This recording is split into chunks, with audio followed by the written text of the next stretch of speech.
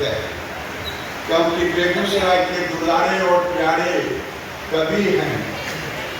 मैं बेगूसराय के सांसद होने के नाते बेगूसराय की धरती पर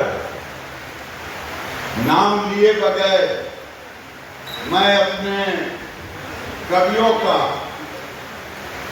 हार्दिक हार्दिक बधाई, शुभकामना, स्वागत, क्योंकि ये मिथिला की धरती है। मिथिला की धरती पूरे दुनिया में माना जाता है अतिथि की सेवा के लिए, और ये दिनकर की भूमि है।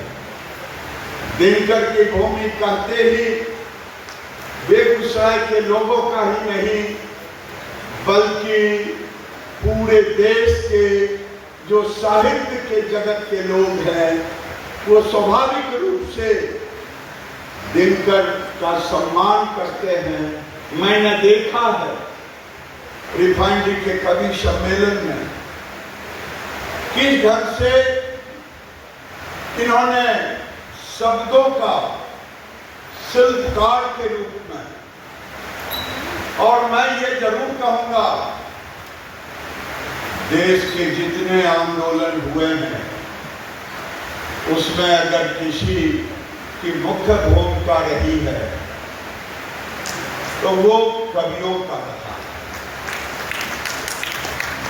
42 का आंदोलन में वो हमने देखा नहीं, इतिहास के पन्नों में पढ़ा और सुना, लेकिन जयप्रकाश के आंदोलन को देखा और भूमिका में भी रहा।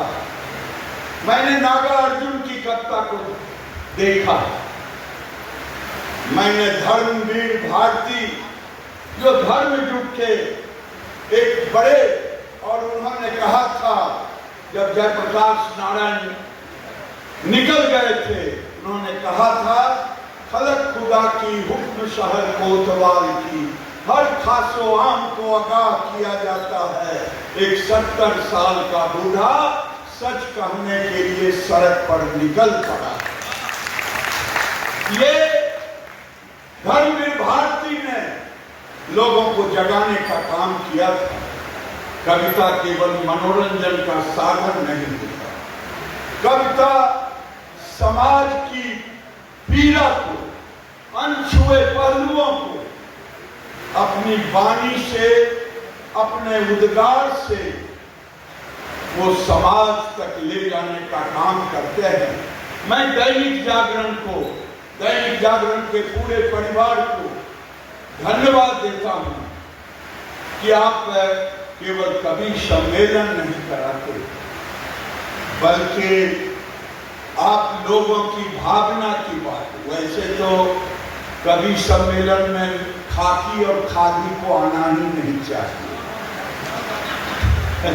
क्योंकि कवियों की निगाहें इन्हीं खाकी और खादी पर होता है। मैं रजनी जी से कह रहा था कि जो खाकी और खादी वाले हैं वो जब तक कभी खड़े हों उसके पहले प्रणाम करके निकल जाने में ज्यादा अच्छा है। मैं बहुत बहुत धन्यवाद